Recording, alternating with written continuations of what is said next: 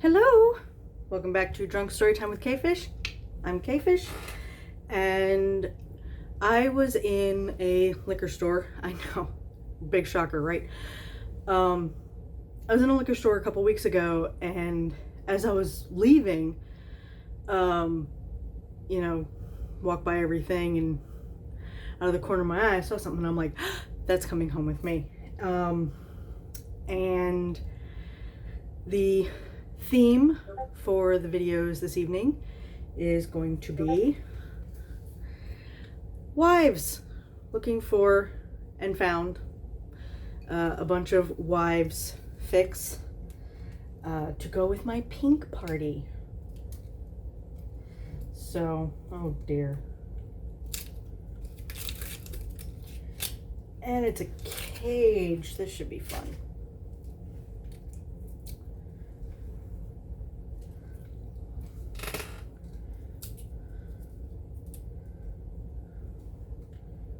Gosh, I hope I don't break anything.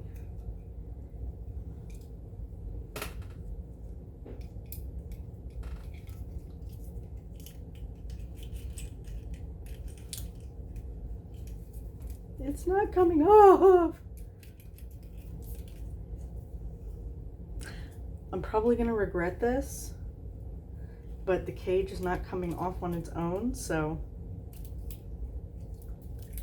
Oh gosh, hang on before I kill myself on camera. Okay, I got the cage off.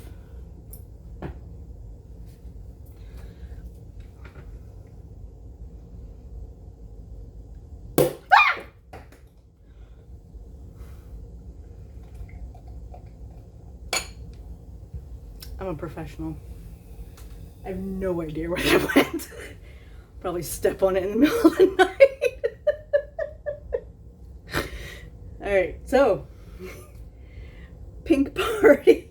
Let's get this pink party started.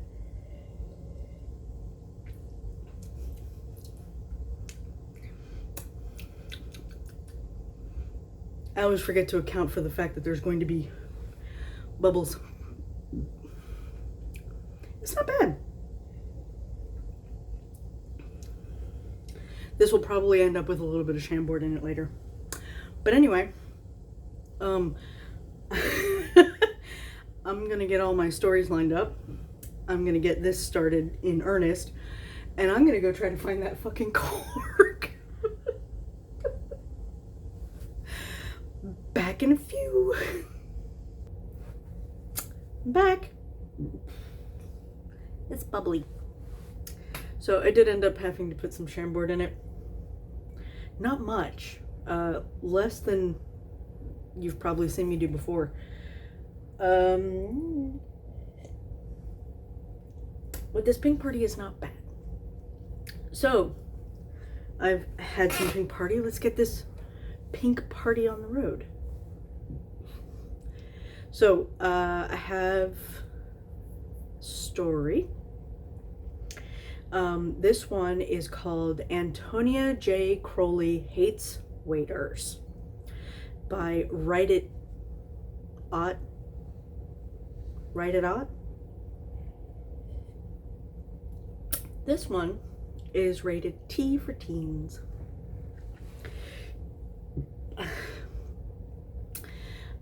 This one is actually, when I first found this wine, I went to Facebook and Discord and probably other places saying, hey, I need some funny wives fix because I have a wine and the theming would work. And I think like one or two people were like, oh yeah, here's one. But I'm gonna probably say this on every video, but people don't seem to crack up the wives.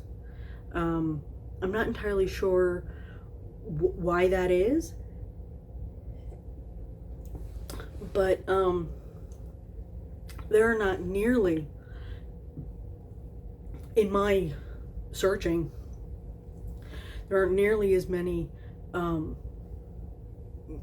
crack about wives as there is about even like Aziraphale being male and Crowley being female, or vice versa, or both being male. Those seem to crack quite often. I mean, how many videos do I have now? How many stories have I written? Even I haven't done it. And so it was something that maybe one or two people, but for the most part, people were like, no, I don't know any crack wives. So this was actually written for me by WriteItOtt. And because I was looking for silly wives fics and couldn't find any. So as they put it here, I am, if nothing else, a demon of my word, and am happy to present this utter nonsense. So this is The Ineffable Wives Dine Out and Make a Discovery About Crowley's Eating Habits, 6,000 years in the making. I have not read this yet, because that's kind of my shtick. So, WriteItOtt, thank you very much. Let's get this silly show on the road. All right. Antonia J. Crowley hates waiters. Another evening, another sumptuous dinner at an expensive restaurant cooked by a world-class executive chef. The ambiance of the dining room couldn't have been more perfect for a romantic night on the town, in Crowley's rather experienced opinion. In fact, she had decided shortly after being seated with her date to leave a commendation with the hostess complimenting the front of house on a classically romantic yet understated and tasteful setting. What? I'm already giggly. Okay, I mean, technically, he's also the kind of, Crowley's the kind of demon that would do that, unironically. That's hilarious. He's also the kind that, when you see cars out on the road, how's my driving, call 1-800 blah blah blah. He's probably one of those people that would call with a compliment. He's one of those kinds. Graceful and bold architectural curves featured across the top of the far wall as one entered the grand dining room, casting a myriad of eye-catching shadows down the length of the feature wall from the subtle lights tucked into the curves above. You are describing a wall and not like another woman, right? A line of 7 round Art Deco inspired chandeliers. Oh God, I'm gonna get my enunciation practice.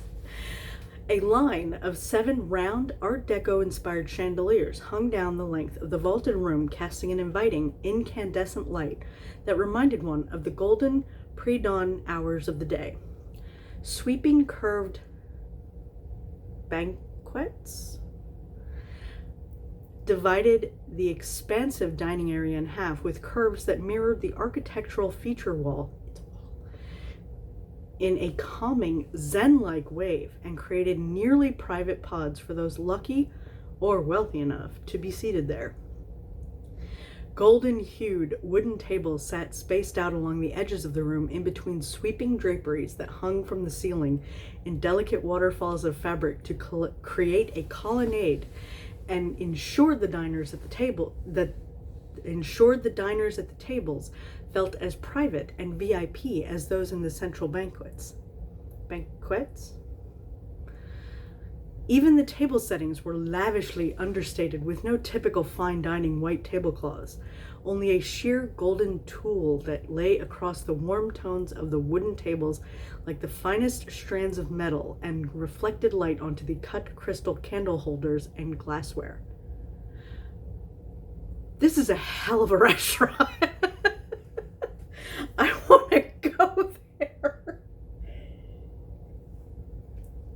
Can I go to this restaurant? The 5-course Epicurean menu was as perfect for the hedonistic, food-loving woman sitting across the table from Crowley as if it had been designed specifically for her. The soft curves of the blonde's body bounced and jiggled enticingly when she gave an excited wiggle at the sight of the food on offer. Rich, flavorful Norfolk More alcohol will fix that, right? Rich, flavorful Norfolk crab with Granny Smith apple and avocado. Duck liver ballotine, topped with damson and pistachio. Even Kentish strawberry with vanilla and lime for the dessert course. I know what half of those things are. The menu was nearly as sumptuous and intriguing as the thought of watching the blonde enjoy it. The tall ginger thought secretly as she listened to her date ooh and ah over it. In short, it was exactly the sort of place for a flashy, impeccably fashionable woman like Antonia J. Crowley to bring a date. Unfortunately,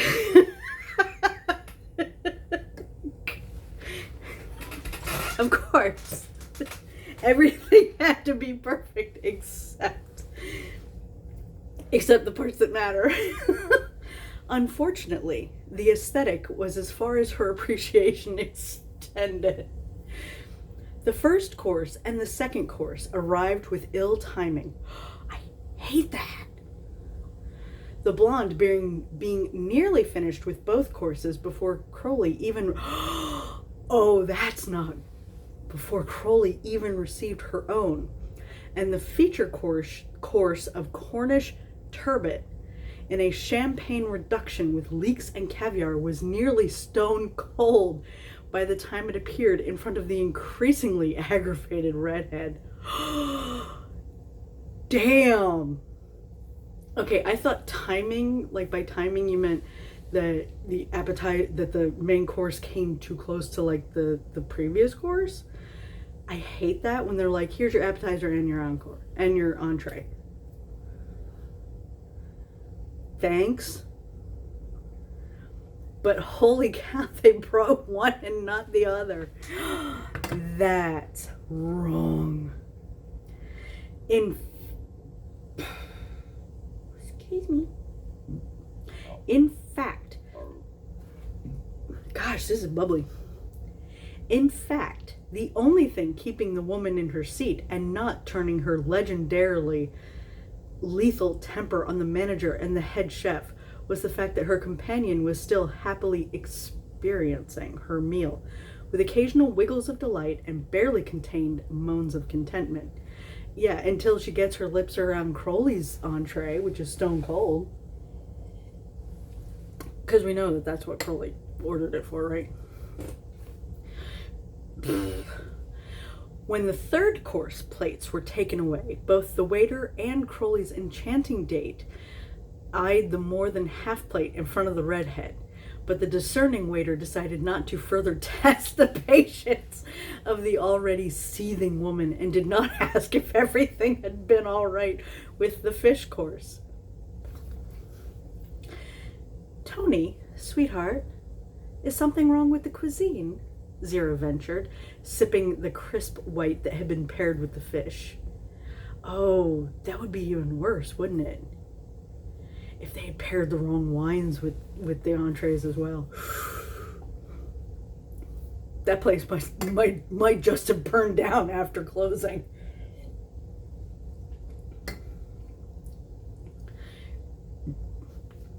You've barely eaten anything at all tonight, and you said you were hungry before we decided on the Epicurean menu.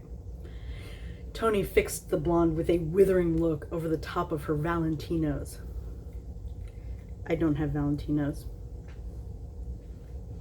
They're like $200. $400? I don't remember. Zira sighed and rolled her eyes at her wife's dramatics. Fine. Obviously something is the matter, or you would be much better company this evening. She huffed, her perfect Cupid's bow mouth pursing in annoyance. Are you going to tell me what the matter is, or sit there sulking and terrorizing the poor waiter all night? Well, you saw it. You were sitting right there, Tony replied with a petulant frown. She drummed one set of perfectly manicured nails on the table and scowled toward the waiter as he passed by with another table's food. All I saw was you stare around the dining room until your food got cold, and then yell at the poor boy like it was his fault. Zira snipped. Honestly, some days, Antonia wasn't just a handful, she was a whole truckful. Tony choked on her breath and shot upright at Zira's accusations, sputtering indignantly. Stare around until my food got cold? What the bloody hell are you talking about, Angel? She finally spat out. My food was nearly 5 minutes later than yours for the first 2 courses, and the turbot was already cold by the time it showed up. Why the hell wouldn't I have been upset with that nonsense? The blonde's pursed lips quirked into an unsure look as she scrutinized the redhead across the table. Crowley couldn't possibly be serious, could she? Darling, are your glasses obstructing your view? I know the lighting is on the dimmer side, but you've always had exceptional night vision, and they've never caused you an issue before. Zira mused in utter bewilderment. My glasses? What the devil are you on about? The indignant demon growled. First you tell me my food wasn't late in arriving, when obviously it was, and now you're accusing me of being blind? What the fuck, Zira? Unfortunately for the haggard waiter, but fortunately for the state of the women's relationship, the 4th course arrived before the angel could verbally smack some sense into her wife. Tender morsels of beef. I'm gonna say that's tornadoes because I don't know that word. Beef tornadoes. Okay, I'll look it up. If this is like little spirals of beef and it's actually tornadoes, I'm gonna die. Beef tornadoes. I am 100% sure I'm not pronouncing that correctly. And I am 100% sure I don't care. Okay, so a beef tornado is a small fillet or fillet. I guess it's fillet because it's 2 L's. A small fillet of beef, usually cut from the tip of the tenderloin.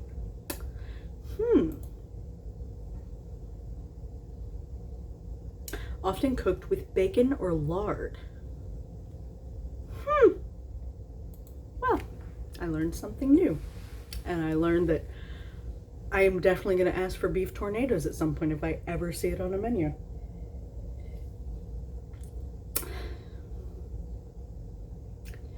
Tender morsels of beef tornadoes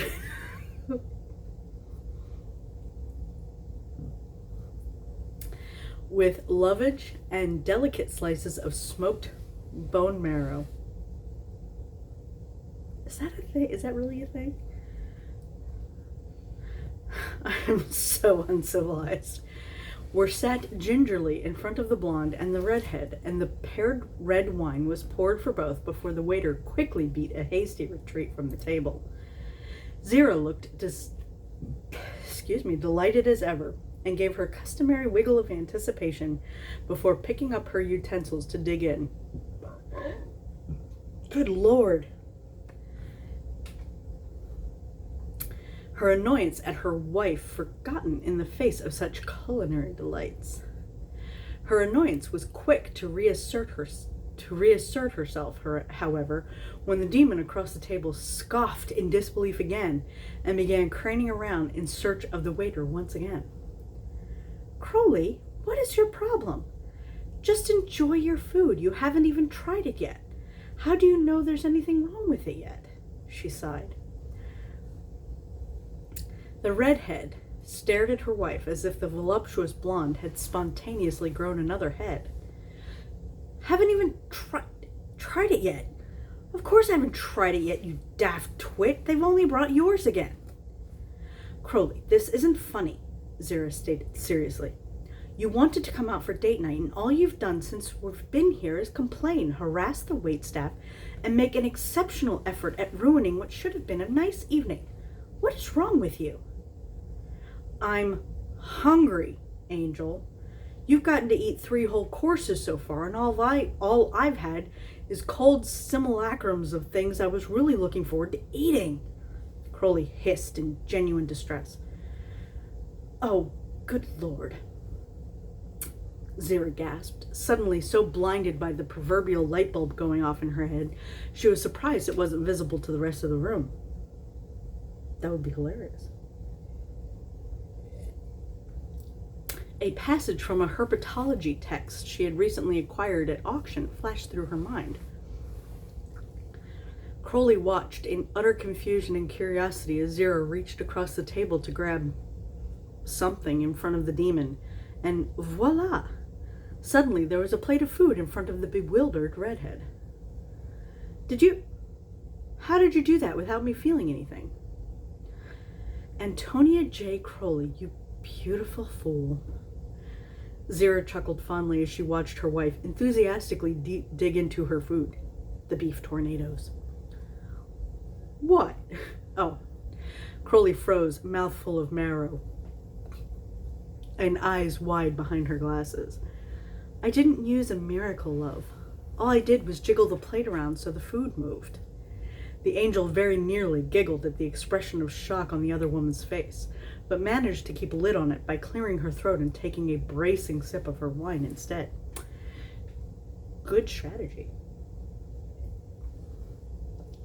Sweetheart, it was there in front of you the whole time. I suspect you can smell your food just fine, but you're too far-sighted to see it. Like most species of large snakes, she added smugly. Red was a rather fetching color on Antonia J. Crowley as a general rule. However, that didn't generally apply to a blush as deep in color as the wine in her glass. Zira watched the thoughts churn through her beloved demon's mind as if each one had been scrawled across her face in magic marker and then illuminated by spotlights. But I'm not a snake. I'm a demon, she stammered slowly. Yes, love, but you're also the serpent of Eden, and very few, if any, of the rules have ever applied to you. Zira replied with the patience of a snake. Oh my fucking God. Say, somebody. Crowley started. Are you telling me that I've been almost starving myself for 6,000 bloody years and thought all waiters were just assholes because I couldn't see my food right in front of my fucking face? Zira, is that what you're telling me? Apparently so. Apparently so, love. They ate in silence for several minutes, Zira giving Crowley the time she needed to process this bombshell, and Crowley taking the time to actually enjoy the delicious course in front of her while she tried to process said bombshell. Eventually, the ginger broke the silence. Holy fuck. I owe so many waiters extravagant tips. And apologies. Oh, that was great. Oh gosh, I thought that it was like, God, wouldn't that be funny though? If places that they usually go they'd kind of noticed, waiter, like, because obviously, obviously Crowley hadn't complained in the past. It hadn't been as noticeable. So you gotta wonder if maybe after like one time of Crowley sitting there and trying something, being all pissy, that the waiters noticed that they had to kind of, like really make a show of putting the plate down. And that's why this is like the first time that Crowley's really been like, what's wrong? Because it's a new place and they don't know to jiggle the plate as they put it down. Oh my God, that's so funny. It's like a T-Rex. That's fantastic. Thank you so much. This was fun. This was so much fun, WriteItOtt. Loved it. Loved it, loved it, loved it. I could just see Crowley now with the angel in the car, just going around all these places and just like, you know, hey, where's Bob the waiter? Oh, he's over there. Here's 1,000 pounds. Just going around, just Aziraphale forcing him to go around town and just bestowing cash all over these waiters. That would be so much fun. Well, thank you very much for joining me, and thank you WriteItOtt for writing this for me because it was hilarious. And I will see you next time.